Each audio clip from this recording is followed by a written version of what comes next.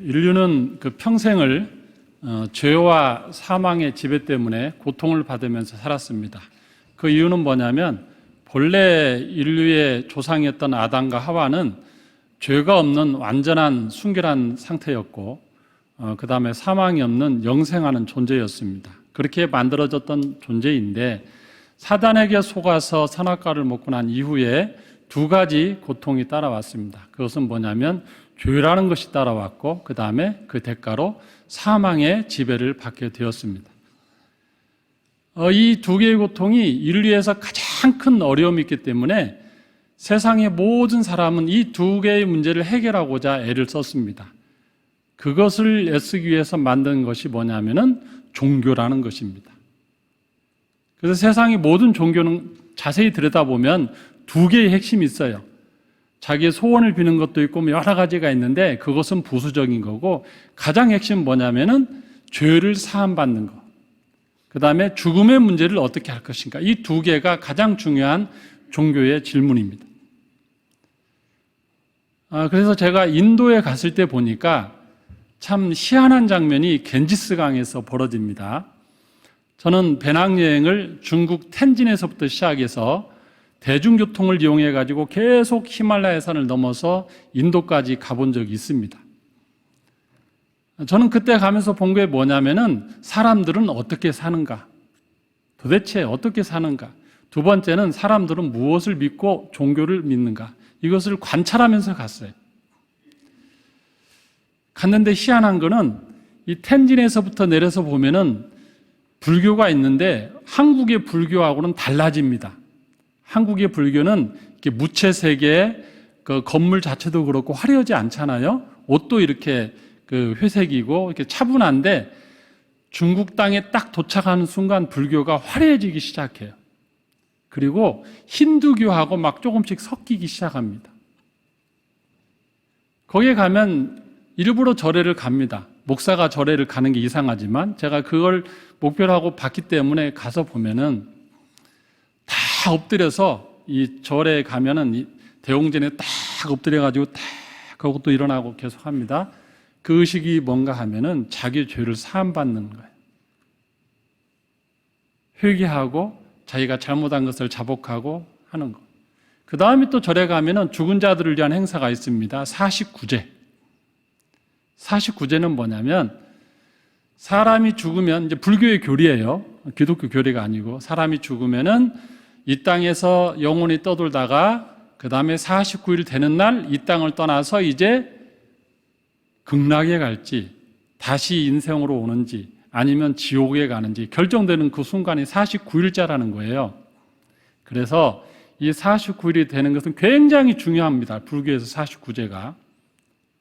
거기에서 이제 조금 죄가 있고 선이 있는데 죄가 좀 무거워가지고 지옥으로 딱 기울 것 같으면 요거를 49일 동안 해결해야 돼요. 누가 해결하느냐? 후손들이 절에 가서 시주하고 기도하고 열심히 하면 이게 딱 해가지고 이쪽으로 가는 거예요. 그게 49제의 의미입니다. 그냥 핵심만 말씀드리면. 그런데 요즘은 개를 위한 49제가 있다고 제가 며칠 전에 들었어요. 아니, 사람을 위한 49제는 들었는데 한국에서 요즘 유행한데요. 애완견을 키우니까 애완견이 죽었어. 마음이 너무 허전한 거예요. 이 이제 아마 절에 다니는 분들이 했겠죠? 어느 절에서 49제를 한대. 개들을 위한 49제. 그래서 엄청 사람이 많아가지고 순서를 잡지를 못한다 합니다. 그 정도로 이렇게 불교에서는 49제가 중요하고요. 그러다가 제가 어느 정도 가냐면 이제 티베트 쪽 갔어요. 라마 불교가 있는 티베트에 가면은 거기에는 또 그 죄를 어떻게 사함받는가? 그들은 5채 투지를 합니다. 일생에 한 번은 티벳의 수도 라사라는 곳에 포탈라궁에 갈 때까지 집을 떠나서 한 번 걷고 한 번 엎드려서 5채 투지. 이마와 양손과 양발이 닿게끔 딱 엎드렸다 일어나서 다시 한 발 걷고 이거를 집에서부터 가는 거예요. 포탈라궁까지. 저는 실제로 그걸 목격했어요. 이 무릎에 뭐 대고 여기도 대고 이마 이러면서 가는데 땀을 펄펄 흘리면서 저는 차 타고 가는데 그 사람은 그냥 그렇게 한 발 한 발. 저 물어봤습니다. 도대체 저 뭐 하는 거냐 했더니 그거래요. 죄 사함 받기 위해서. 일생에 한 번은 오체투지를 해야 하는 것이 그들의 교리라는 거예요. 그래서 자기의 죄를 씻는 거. 그걸 위해서 돈을 모아요. 돈을 모아가지고 어떤 사람, 집이 가까운 사람은 2달, 어떤 경우는 6개월, 거리가 머니까 그 돈을 계속 쓰면서 가야 되니까 돈을 모은다는 거예요. 그래서 집값이 포탈라궁에서 가까운 데가 싸요. 그렇겠죠? 가까울수록 빨리 가니까. 그리고 그들이 또 죽음의 문제는 어떻게 해결하냐면 죽음에는 천장을 합니다. 천장이 뭐냐? 죽은 시신을 밖에다가 이제 풍장하듯이 밖에 이렇게 내놔요. 내놓으면은 독수리들이 와서 시신을 다 쪼아 먹습니다. 부모들의 자식이 그렇게 해요. 그러면은 뼈만 남을 거 아닙니까? 이제 독수리들이 먹기 힘들잖아요.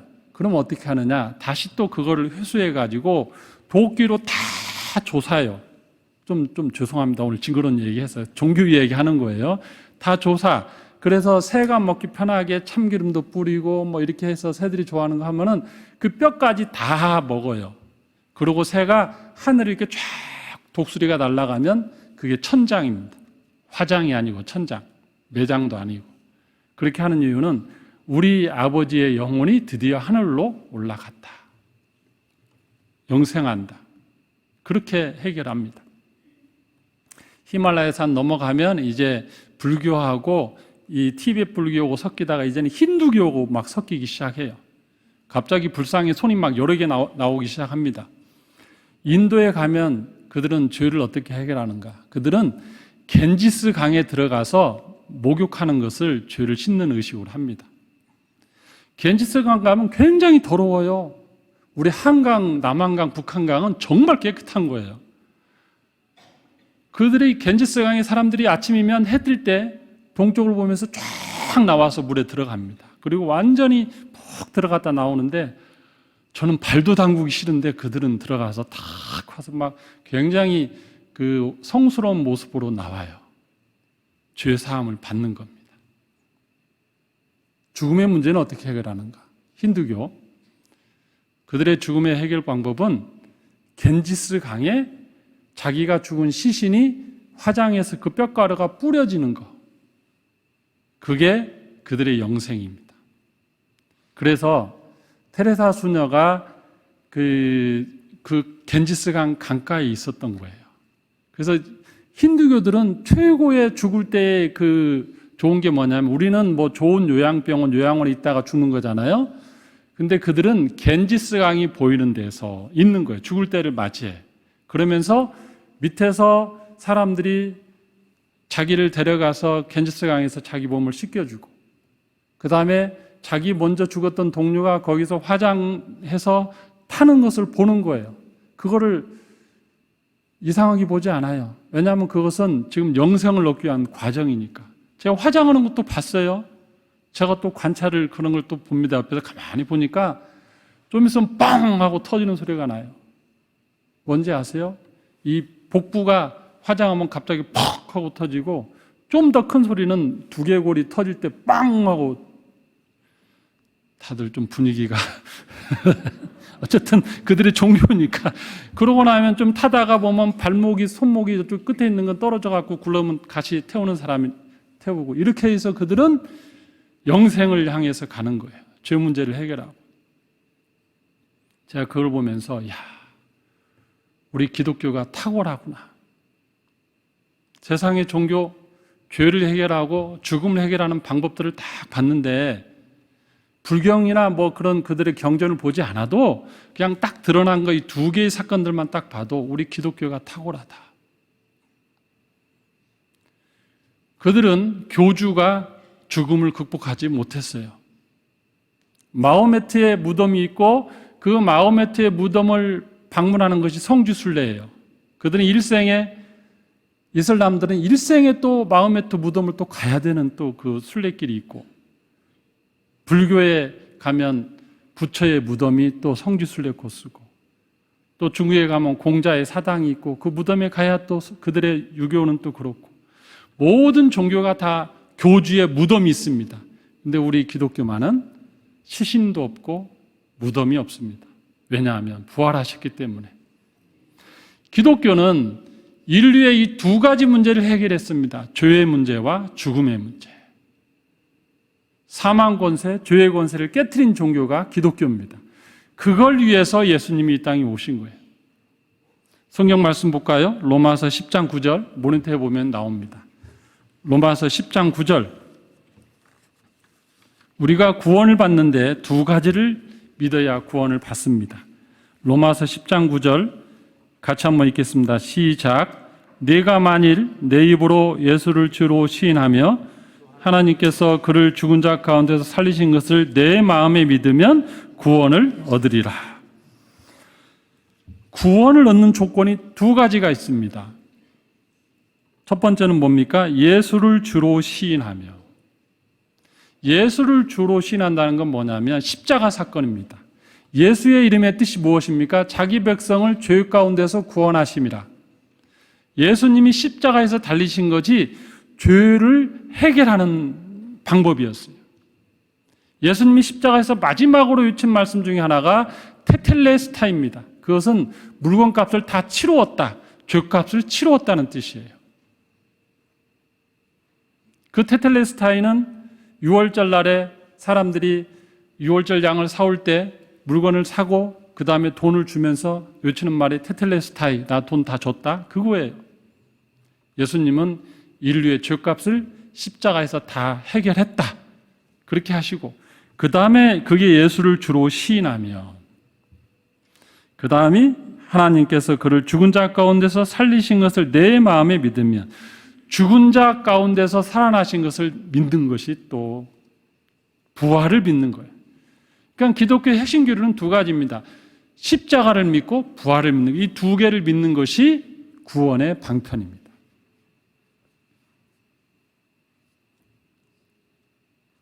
사람들이 십자가는 그래도 믿어줘. 그렇죠? 겐지스 강에 들어가든지 어떤 불상 앞에 엎드리든지 뭐 여러 가지 방법으로 해서 죄 사하는 것이 세상에서 익숙하잖아요. 그러니까 기독교에서 십자가에서 예수님이 피 흘려서 죄가 사해졌다는 것은, 아 그래, 그분이 우리를 대신 피 흘려 죽으셨고, 그래 믿어지는데, 죽은 자가 살아났다는 것은 안 믿으려는 경향이 있어요. 어떻게 한 번 죽었으면 끝나죠. 어떻게 살아나? 모든 사람이 그렇습니다. 이거를 누가 아셨냐면 예수님도 아셨어요. 예수님도 이 사람들이 본인이 부활을 하면 이 사건을 직접 보지 않은 사람들은 믿지 않을 것이고 후대의 사람도 믿지 않을 거라는 걸 알고 계셨어요. 그래서 예수님이 하나의 이벤트 사건을 하십니다. 이 나사로가 살아난 사건은 뭐냐면 부활은 아니에요. 부활은 부활체로 바뀌는 게 부활이고, 나사로가 살아난 건 다시 그냥 살아난 거야. 소생, 다시 살아난 거야. 이걸 왜 했냐면은 부활을 믿게 하기 위해서 먼저 예고편으로 하신 거예요. 그래서 오늘 설교 제목 보실래요? 설교 제목이 뭡니까? 부활을 믿게 하려 함이라. 이 나사로 사건을 예수님이 의도적으로 만드셨어요. 정상으로 하면 그냥 나사로가 병들었을 때 빨리 가서 고쳐서 낫게 하면 돼요. 본래 예수님 일하시는 방법이 그랬어요. 예루살렘하고 베다니하고 5리밖에 안 떨어졌습니다. 지금으로 말하면 2km, 걸어가면 한 30분? 뭐 그렇게 멀지 않은 길이고, 그렇기 때문에 예수님이 늘 예루살렘에 가시면 어느 집에 머물렀는가? 이 나사로 집에 머물렀어요. 그만큼 친했어요. 그리고 그들을 사랑했고, 또 나사로가 죽었다 했을 때 눈물을 흘리셨고, 그만큼 인간적으로 굉장히 친밀한 관계였습니다. 그런데 이 병들었을 때 마르다도 그렇고 나사로도 그렇고 예수님 와서 우리 오빠 좀 고쳐주세요, 우리 오빠 고쳐달라고 산을 보냈어요. 보내면 어떻게 해야 됩니까? 정상적인 절차라면 빨리 가서 고쳐야죠. 근데 예수님이 웬일인지 안 가셔요. 자, 오늘 말씀 볼까요? 요한복음 11장 6절. 나사로가 병들었다 함을 들으시고 그 계셨던 곳에 이틀을 더 유하시고, 일부러 안 가신 거예요. 그 다음에 15절, 아닙니다. 14절부터 보겠습니다. 이에 예수께서 밝히 이르시되 나사로가 죽었느니라. 죽을 때까지 기다린 거예요. 그리고 뭐라 합니까? 내가 거기 있지 아니한 것을 너희를 위하여 기뻐하노니 이는 너희로 믿게 하려 함이라. 의도가 있는 거예요. 지금 가지 않은 뭡니까? 죽었다 살아나는 것이 니들 앞에서 일어나는 것을 보고 믿게 하려 함이라. 1차로는 사람이 죽음이 끝이 아니고 나는 죽은 자도 살리는 그런 하나님이라는 것을 믿게 하려 함이라. 첫 번째. 두 번째는 뭐가 또 깔립니까? 나도 나중에 죽었다 살 건데 이 부활을 믿게 하려 함이라. 왜냐하면 이 시점이, 나사로를 살린 시점이 주님이 십자가 달리고 부활하신 사건하고 멀지 않아요. 굉장히 근접한 시간대예요. 예수님은 십자가를 향해서 가시고 계시고 부활을 향해서 가고 계시는데 걱정이 하나 있어요. 뭡니까? 사람들이 안 믿는다는 거. 이게 도대체가 인류 사이에 없었던 사건이니까 십자가 사건도 그렇고 특히 부활 사건은 이들이 안 믿으리라는 것을 알고 계셨기 때문에 나사로 사건을 통해서 한번 샘플을 보여주고 싶었던 거예요. 믿게 하려 함이라. 그래서 뒤쪽에 사건이 다 끝난 다음에 42절 나사로를 살리기 바로 전에 뭐라고 하십니까? 또 말씀하십니다. 42절, 항상 내 말을 들으시는 줄을 내가 알았나이다. 그러나 이 말씀하옵는 것은 둘러선 무리를 위함이니, 나사로를 위해서는 바로 살려야 됐지만 나사로가 희생하면서까지 한 이유는 뭡니까? 다른 사람을 위해서 한 거예요. 위함이니 곧 아버지께서 나를 보내신 것을 그들로 믿게 하려 하심이니라. 의도가 있어서 이 사건을 일으킨 겁니다. 사랑하는 성도 여러분, 부활 사건은 사실이에요. 사실인데 안 믿어져. 이게 문제예요. 사실인데 안 믿어져. 이 갭을 주님도 알고 계셨어요. 인간들은 이걸 지식으로 받지 못한다는 거.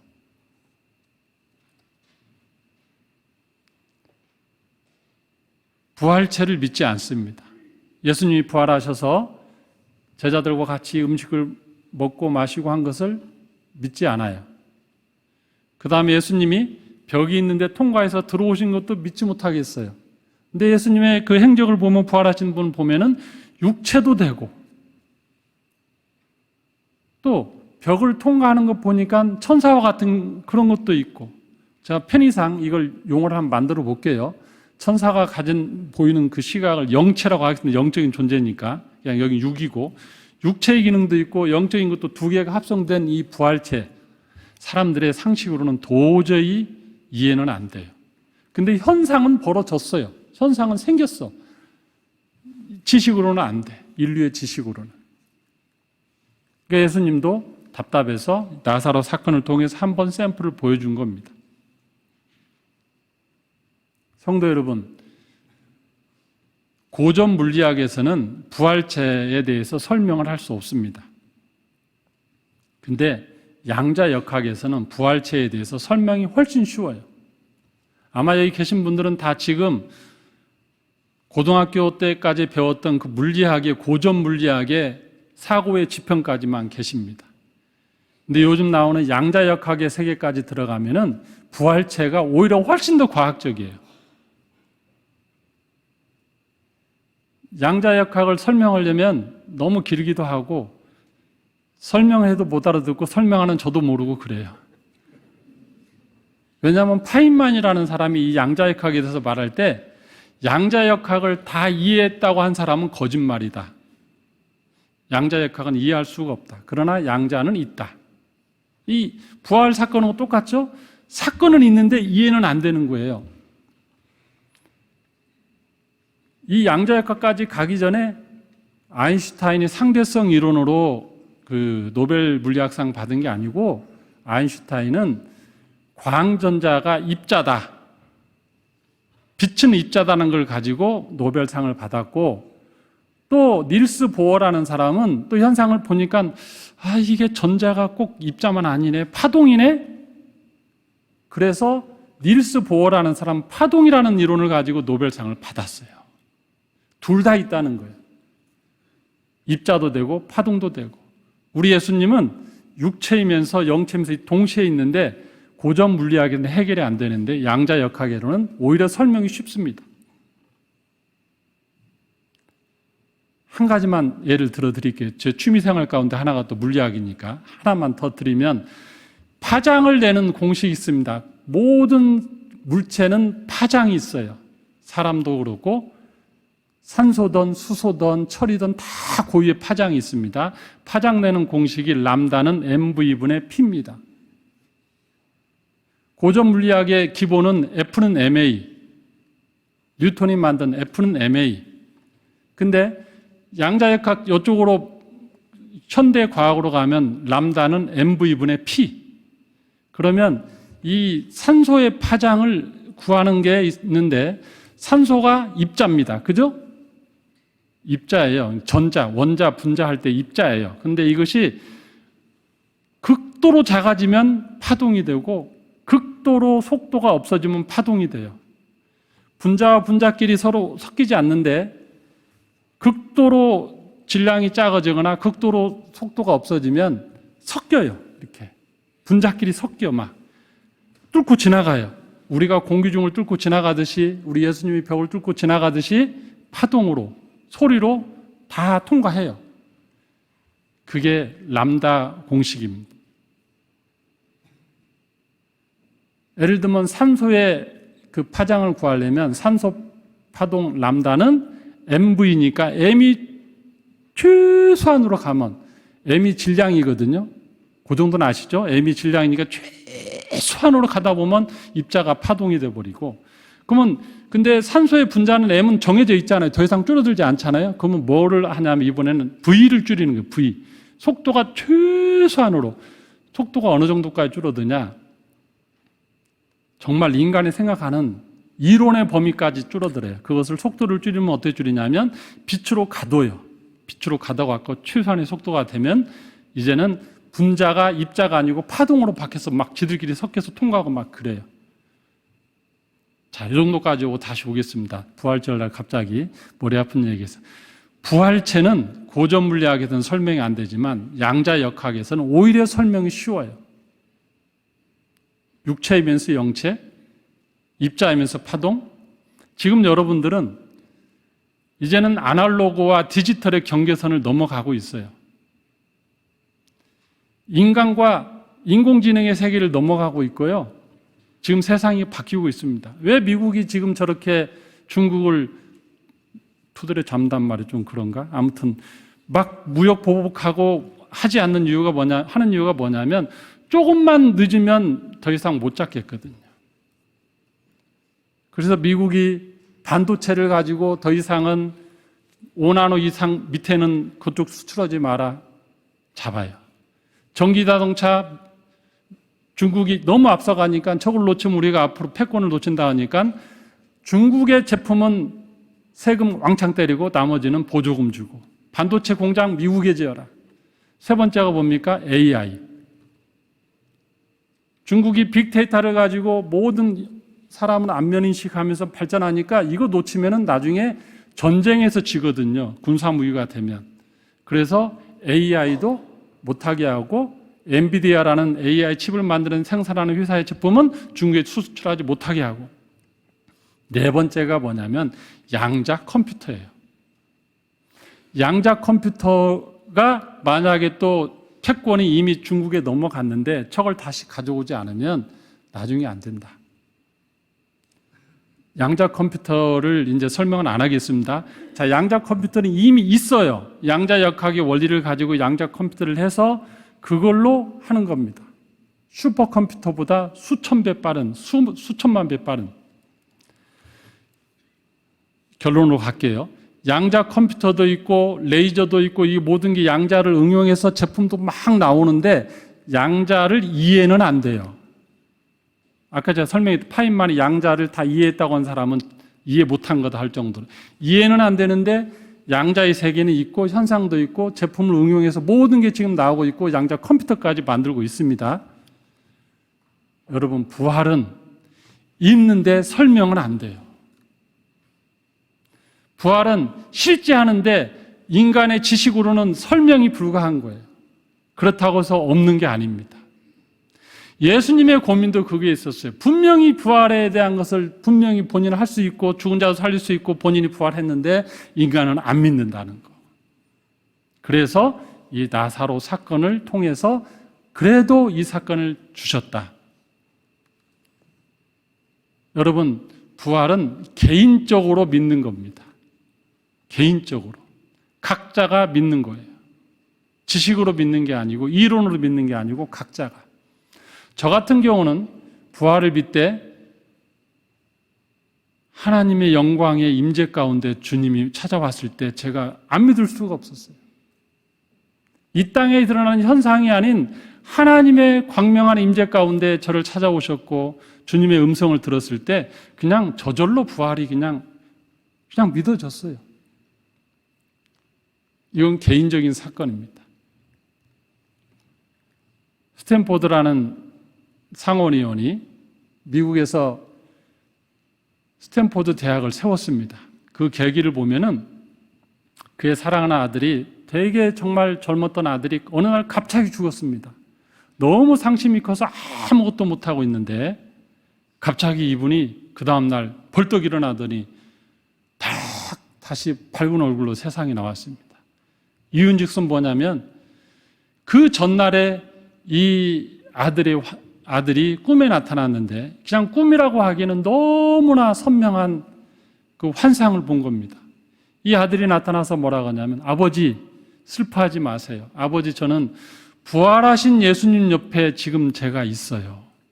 아버지 저에게 하듯이 내 친구들을 도와주세요. 청년들을 도와주세요. 그 다음날 아침에 이 아버지가 벌떡 일어나더니 우리 아들이 살아있구나. 우리 주님 부활하셨구나. 인생관이 바뀌었습니다. 그리고 자기의 재산을 다 모아가지고 2천만 불, 그때 당시 2천만 불, 1891년 200억, 그때 당시에 2천만 불은 엄청난 돈입니다. 그 돈을 다 세워서 투자해서 만든 게 스탠포드 대학입니다. 그리고 그가 마지막 죽을 때 자기 재산의 10달러까지도 다 그 학교에 기부했습니다. 그러면서 이렇게 말하며 마지막을 숨을 거둡니다. 이제 내 아들 만나러 갈 거다.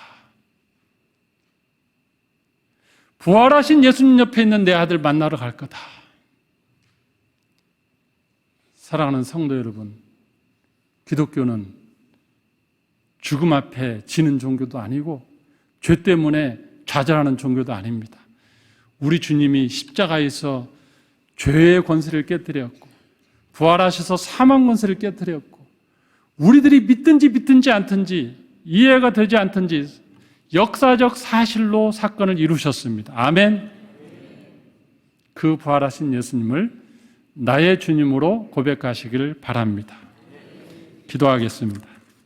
하나님 아버지 감사합니다.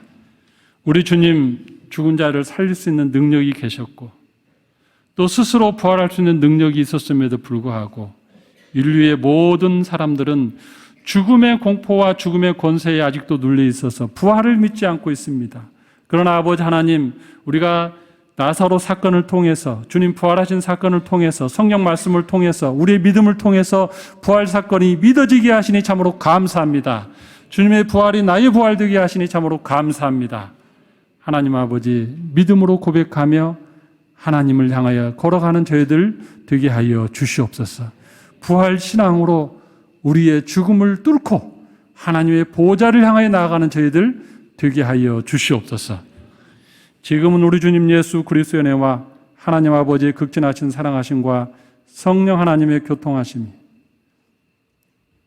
주님의 부활이 나의 부활이고 주님의 십자가의 피 흘리심이 나의 죄 사하심을 믿고 신앙으로 고백하며 살기로 작정하는 주의 사랑하는 백성들 위해 지금부터 영원토록 함께 있을지어다. 아멘.